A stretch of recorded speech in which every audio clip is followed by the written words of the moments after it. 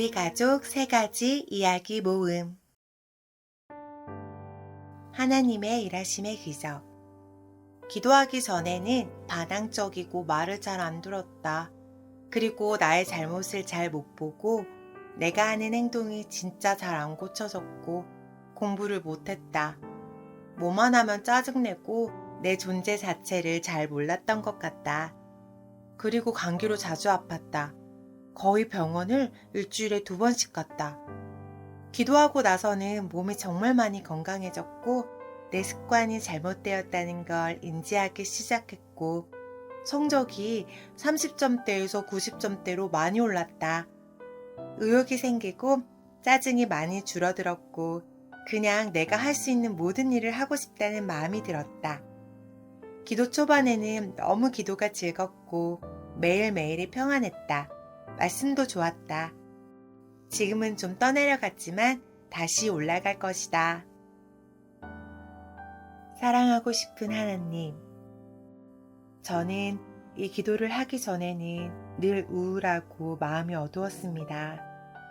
그런데 언니가 먼저 이 기도를 하고 저도 하나님 만나고 싶은 마음에 같이 기도하게 되었고 어떻게 죄와 싸우고 어떻게 귀신들이 죄를 짓게 하는지 알게 되었고 영성학교에서 이 기도 훈련을 하면서 감사하게도 하나님의 은혜로 병도 낫게 해주시고 놀랍게도 기적처럼 제게 아파트를 해주셨습니다. 사랑하고 싶은 하나님, 하나님 은혜에 감사합니다. 하나님 밖에는 없습니다.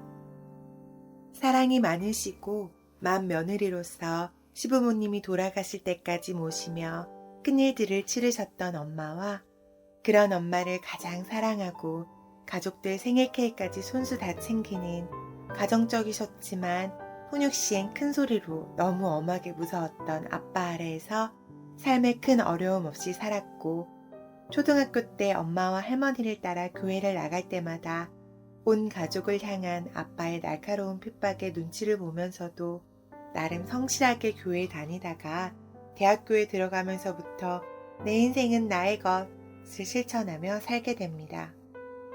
애주가인 아빠의 유전자를 물려받아 성인이 되고 나서 본격적으로 술자리라면 빠지지 않고 어디서나 스스럼 없이 유쾌하게 잘 어울려 술 잘 마시고 술도 잘 사는 성격 좋은 사람의 모습으로 살았습니다. 교회를 떠나 있었지만 크게 불편하지 않다가 급작스런 아빠의 말기암 진단으로 인해 정신없이 병원을 들락거리다 다시 교회를 다니기 시작하며 죽음을 앞둔 아빠가 하신 유언에 따라 세상을 떠나시기 전에 서둘러 결혼을 하게 됩니다.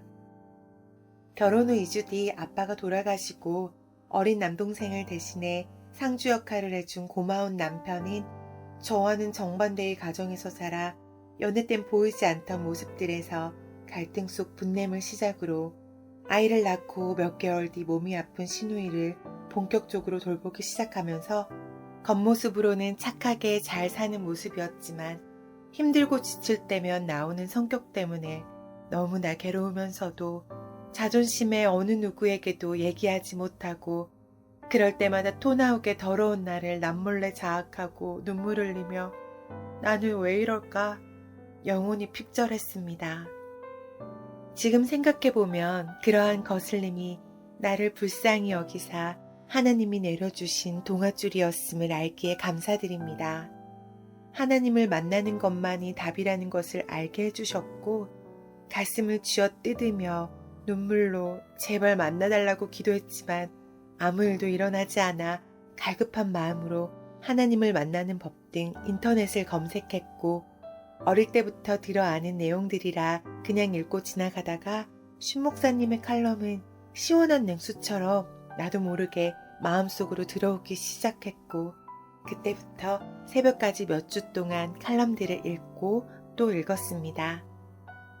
나도 이렇게 꼭 하나님을 만나고 싶어 기도하고 싶은데 면허도 없고 거리도 먼 영성학교는 도저히 못 가겠고 혼자라도 해보자 싶어 기도 자세로 짐작되는 글들을 다음 카페에 가입해 찾아 읽은 후 아침 저녁 1시간씩 알람을 맞추고 태어나서 생전 처음 기도라는 것에 집중해서 해보는데 방귀, 트림, 콧물, 기침, 눈물, 땀범벅이 되어 하나님을 찾고 부르는 기도가 이렇게 힘든 거구나 하면서도 이 기도를 절대 포기하지 말아야겠다는 결심을 주셨습니다.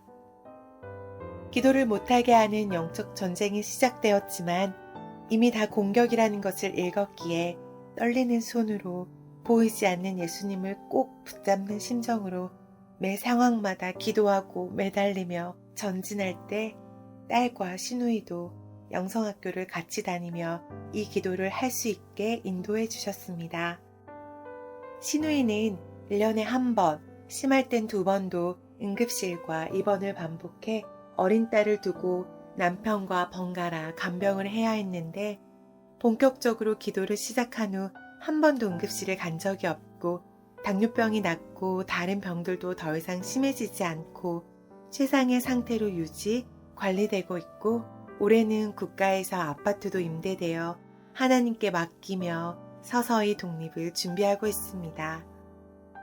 초등학교 5학년 때부터 기도에 현재 중1인 딸은 스스로 계획을 세우고 공부하는 습관이 자연스럽게 들어 좀 쉬면서 공부하라는 잔소리 아닌 잔소리를 들어도 할 건 해야 된다며 열심히 공부와 기도와 말씀 읽기를 습관화하고 여타 세상의 아이들보다는 순종적이고 착한 편이지만 하나님의 자녀된 우리는 말씀이 기준이 되어야 하기에 더 고삐를 조이고 하나님이 하라고 하신 그분의 뜻에 따라 살기 위해서 매일 싸우고 있습니다.